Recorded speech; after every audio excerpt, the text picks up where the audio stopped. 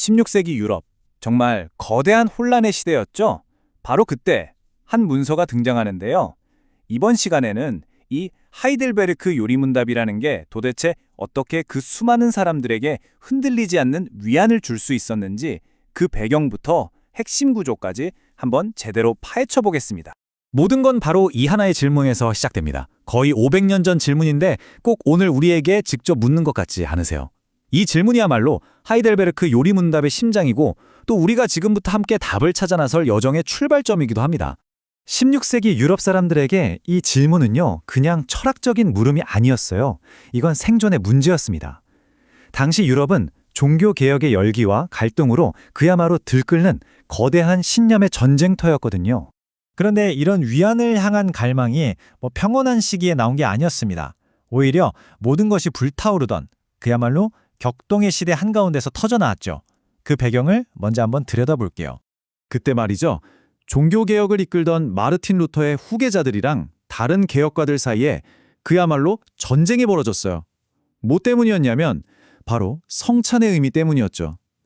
이게 그냥 학자들끼리 점잖게 토론하는 수준이 아니었고요. 자료를 보니까 교회를 둘러 쪼개고 도시 전체를 분열시키는 정말 거대한 소용돌이 그 자체였더라고요. 자, 이 슬라이드를 보면 그 차이가 확 드러나죠? 루터파는 그리스도가 떡과 포도주 안에 물리적으로, 실제적으로 임한다고 믿었어요.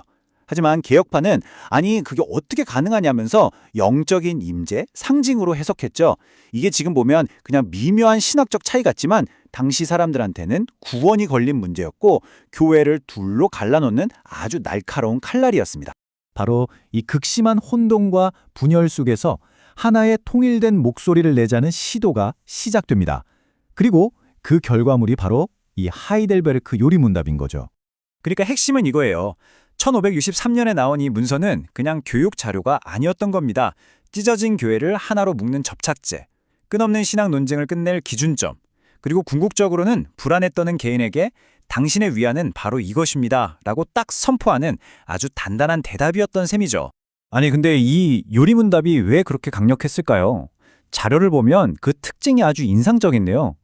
차가운 머리의 논리랑 뜨거운 가슴의 신앙, 이 둘을 완벽하게 아우르는 균형 감각이 있었다는 거예요. 복잡한 교리를 정말 단순하고 아름다운 구조 속에 녹여내서 신학자뿐만 아니라 평범한 사람들 마음까지 사로잡아 버린 거죠. 자, 그렇다면 이 요리문답은 도대체 어떻게, 어떤 방식으로 그렇게 강력한 위안을 줄 수 있었을까요? 그 비밀은 바로 놀랍도록 우아한 3단 구조에 있습니다. 바로 죄, 은혜, 그리고 감사입니다. 이거 정말 아름다운 논리적 여정 아닌가요? 한번 보세요. 먼저 나는 얼마나 비참한 존재인가 이걸 정직하게 딱 마주하게 만들어요. 근데 거기서 끝나는 게 아니죠. 절망에 빠뜨리는 게 아니라 그렇다면 나는 어떻게 구원받을 수 있는가라는 은혜의 해결책을 딱 제시합니다. 그리고 마지막으로 그럼 이제 어떻게 감사를 표현하며 살아야 할까? 이렇게 삶의 방향으로 아주 자연스럽게 이끌어주는 거죠. 이 흐름을 따라가다 보면 첫 번째 그 질문에 대한 완전한 답을 결국 스스로 찾아내게 되는 거예요. 이 문서는 그냥 학자들 책상 위에만 머물지 않았습니다. 곧바로 교회 전체의 목소리가 돼서 유럽 전역으로 쫙 퍼져나가기 시작했죠. 이 문장이 그 파급력을 정말 잘 보여주는데요. 이게 무슨 뜻이냐면 어떤 특정 학자의 사적인 견해가 아니라 당시 혼란에 빠려있던 개혁교회 전체가 이걸 딱 보고 아, 바로 이거다! 이게 바로 우리가 하고 싶었던 이야기다! 하면서 기쁘게 공감하고 받아들였다는 겁니다. 그 영향력은 실로 어마어마했습니다. 대학의 신학교육 커리큘럼부터 동네 학교, 교회 주일학교까지 말 그대로 사회 전반의 교육 표준으로 자리를 잡은 거죠. 심지어 1년에 한 번씩 그 내용을 전부 반복해서 가르치도록 법으로 정할 정도였으니까 얼마나 중요하게 생각했는지 짐작이 가시죠. 그리고 이 요리문답이 제시한 또 다른 중요한 통찰이 있는데요. 바로 영적인 권위와 세속 권력의 역할을 명확하게 구분했다는 점입니다. 교회는 말씀이라는 열쇠로 영혼을 구원하는 역할을 하고 국가는 칼이라는 권위로 사회의 평화와 정의를 지키는 역할을 한다는 거죠. 이 둘의 도구, 방법, 목표는 완전히 다르다고 딱 선을 그은 건데 당시로서는 정말 혁신적이고 중요한 개념이었습니다.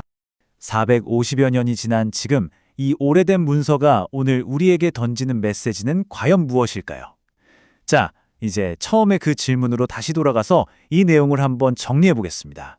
16세기 사람들은 그 신학적 혼란 속에서 죄, 은혜, 감사라는 아주 명확한 구조를 통해 위안을 찾았습니다. 시대는 변했지만 어쩌면 오늘날 우리가 겪는 수많은 불안과 불확실성 속에서도 필요한 건 이들처럼 자신의 삶을 관통하는 어떤 확고한 논리, 그리고 믿음의 틀이 아닐까요? 여러분의 삶과 죽음 속 유일한 위안은 과연 무엇입니까?